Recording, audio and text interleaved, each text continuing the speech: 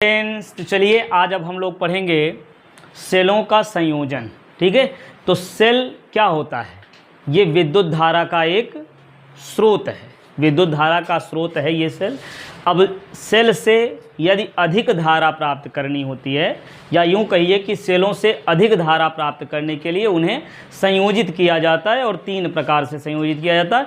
एक तो होता है श्रेणी क्रम संयोजन, समांतर क्रम संयोजन और मिश्रित क्रम संयोजन। ध्यान से सुनिएगा, सेलों को संयोजित करने के बाद जो प्राप्त होता है ना, कई सेलों को संयोजित करने के बाद जो प्राप्त होता है उसको बैटरी कहते हैं। याद रखिए, बैटरी और सेल में यही अंतर है क्या, कि कई सेलों के संयोजन को बैटरी कहते हैं। क्लियर?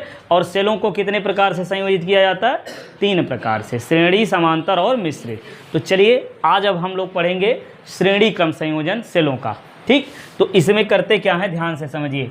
इसमें हम लेंगे ई विद्युत वाहक बल और स्मॉल आर आंतरिक प्रतिरोध वाला एक सेल। ई विद्युत वाहक बल और स्मॉल आर आंतरिक प्रतिरोध वाले सेल ले लेते हैं। तो चलिए तीन सेल ले लेते हैं और इन सेलों को इस प्रकार से क्रम से जोड़ देंगे। ठीक है, कैसे जोड़ेंगे ध्यान से देखिए। पहले सेल के ऋण प्लेट को दूसरे सेल के धन प्लेट से जोड़ देते हैं। शुरुआत में आप लिखेंगे कैसे, सेलों के श्रेणी क्रम संयोजन में पहले सेल के ऋण प्लेट को दूसरे सेल के धन प्लेट से जोड़ देते हैं, तथा दूसरे सेल के ऋण प्लेट को तीसरे सेल के धन प्लेट से जोड़ देते हैं। ऐसे जितने सेल हों सबको जोड़ते जाइए। ठीक, तो इस प्रकार से हम मान लेते हैं कि n सेल हैं। कितने? n सेलों को क्रमशः हम जो है श्रेणी क्रम में जोड़ दिए हैं। ठीक, और फिर यहाँ डाट कर दे रहे हैं, डाट कर दे रहे हैं। और फिर अंतिम सेल के ऋण प्लेट को एक बाह्य प्रतिरोध वाले तार से जोड़ देते हैं, या कह लो कि इसे एक तार से जोड़ देते हैं जिसका बाह्य प्रतिरोध क्या है, कैपिटल R है। बस इतनी बात लिखनी है। अब इसमें हमको निकालना है कि श्रेणी क्रम संयोजन से कितनी धारा प्रवाहित होगी, कितनी धारा प्रवाहित होगी, और साथ ही साथ अंत में ये भी हमको देखना है कि इसमें बाह्य प्रतिरोध को अधिक करने पर क्या होगा, और साथ ही साथ आंतरिक प्रतिरोध को कम या ज़्यादा करने पर क्या होगा। ठीक है, तो चलिए भाई ज़्यादा कुछ कहानी नहीं करते हैं, पहले डेरिवेशन करते हैं भाई, इसके बाद तब देखते हैं कौन ज़्यादा कौन कम हो रहा है कैसे। तो सबसे पहले यहाँ पे हम लिखेंगे कुल आंतरिक प्रतिरोध पहले लिख लिया जाए। हैं, सेलों को किस क्रम में जोड़ा गया भैया? श्रेणी क्रम में। तो ये इसका जो आंतरिक प्रतिरोध है ये किस क्रम में जुड़ा हुआ है? श्रेणी क्रम में ही है ना। तो सेलों का हम लिखेंगे कुल आंतरिक प्रतिरोध। बताइए क्या लग रहा है आपको, कितना होगा? हाँ, ध्यान से सुनिए, कुल आंतरिक प्रतिरोध, ध्यान से देखें, ये R है, ये भी R है, ये भी R है। कितनी बार जोड़ा जाएगा? n बार जोड़ा जाएगा। समझ रहे हैं? जैसे आप R प्लस R को जोड़िए 2 बार तो कितना आएगा? 2R। और अगर यही 3 बार जोड़ेंगे तो कितना आएगा? 3R। तो n बार जोड़ेंगे तो कितना आएगा? nR, है ना। ध्यान दीजिए भाई, कितना बन जाएगा? nR आंतरिक प्रतिरोध हो गया। अब बाह्य प्रतिरोध कैपिटल R है, तो इसना ये जो है जो सेल जुड़ा हुआ है इस सेल का आंतरिक प्रतिरोध तो nR हो गया ना, इतने का nR हो गया। अब ये nR और ये वाला R क्या लग रहा है, किस क्रम में है? श्रेणी क्रम में है। तो हम इसके बाद यहीं लिख लेंगे कुल प्रतिरोध। इसके बाद क्या लिखेंगे? कुल प्रतिरोध। तो भैया कुल प्रतिरोध कितना हो जाएगा? अच्छा, nR प्लस कैपिटल R। कोई दिक्कत यहाँ तक? कुल प्रतिरोध मिल गया भाई।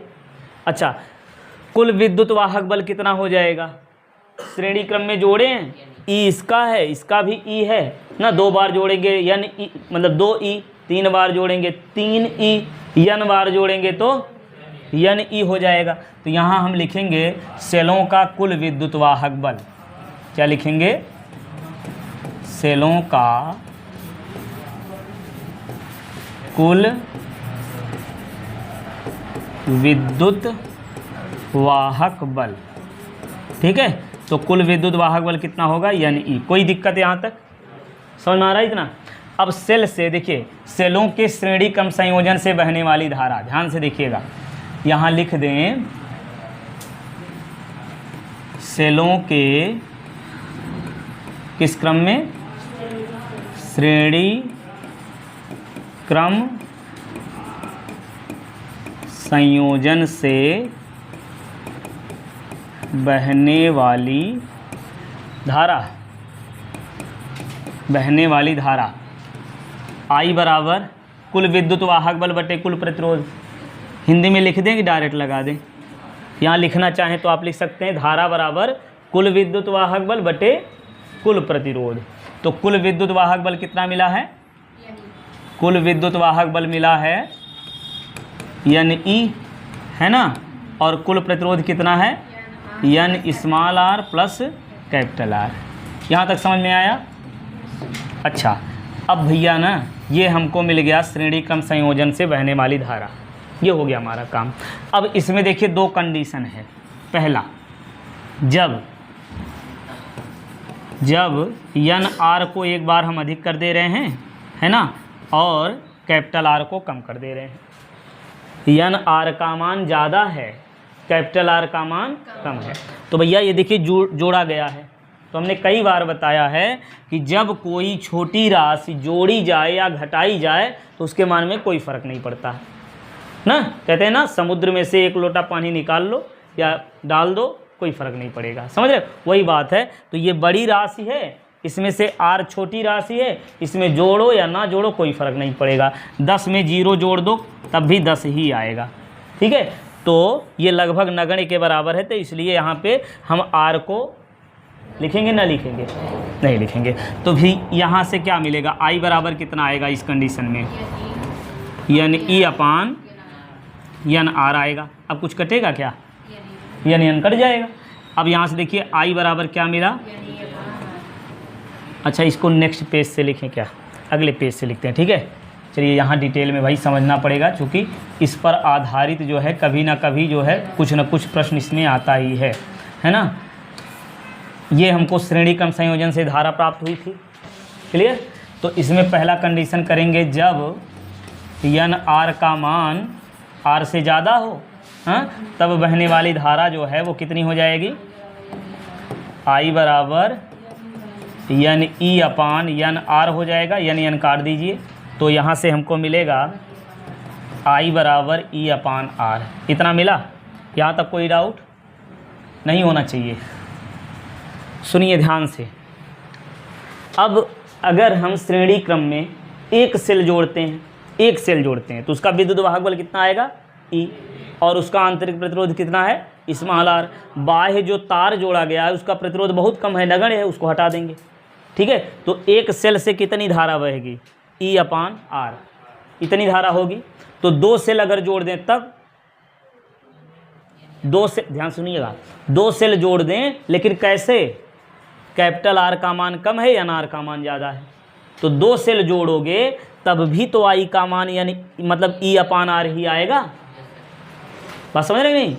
3 सेल जोड़ोगे तब भी इतने होगा। तो चाहे जितने सेलों को श्रेणी क्रम में जोड़ा जाए, इसमें बहने वाली धारा कितनी होगी, जितनी की एक सेल से धारा प्रवाहित होती है। बात समझ में आ रहा है? तो ध्यान से सुनिए, यहाँ नीचे आपको लिखना पड़ेगा कि यदि सेलों के श्रेणी क्रम संयोजन में आंतरिक प्रतिरोध बाह्य प्रतिरोध की तुलना में अधिक होता है। ध्यान से सुनो, क्या, यदि सेलों के श्रेणी क्रम संयोजन में आंतरिक प्रतिरोध बाह्य प्रतिरोध की तुलना में अधिक होता है, तो सेल से बहने वाली धारा, तो इससे संयोजन से बहने वाली धारा एक सेल से बहने वाली धारा के बराबर ही होती है, चाहे जितने सेलों को श्रेणी क्रम में जोड़ दिया जाए। बात समझ में आई कि नहीं? चाहे जितने सेलों को श्रेणी क्रम में जोड़ दिया जाए, श्रेणी क्रम संयोजन में उतनी ही धारा प्राप्त होती है जितनी की एक सेल से धारा प्राप्त होती है। कब ऐसा होता है? जब आंतरिक प्रतिरोध बाह्य प्रतिरोध की तुलना में अधिक होता है। ठीक है, तो एक बात बताओ भैया, ज़्यादा सेल लगाने से कोई फ़ायदा है? नहीं फ़ायदा है। क्लियर?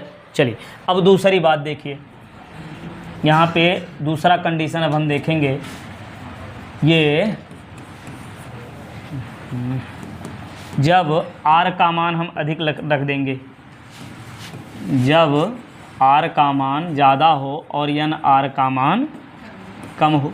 तो ऐसे में क्या प्राप्त होगा भैया, I बराबर यहाँ से मिल जाएगा यानी E अपान, अब की बार कैपिटल R को रखना पड़ेगा या R हटाना पड़ेगा, तो बटे R। क्लियर। तो भैया ये चीज़ हमको मिल गया। अब यहाँ से क्या मिला, जब बाह्य प्रतिरोध या सेलों के श्रेणी क्रम संयोजन में यदि बाह्य प्रतिरोध आंतरिक प्रतिरोध से अधिक होता है तो सेल से बहने वाली धारा उतने गुना हो जाती है जितने सेलों को श्रेणी क्रम में जोड़ा जाता है। जितने सेलों को श्रेणी क्रम में जोड़ते हैं धारा उतने गुना बढ़ जाती है, यही ना।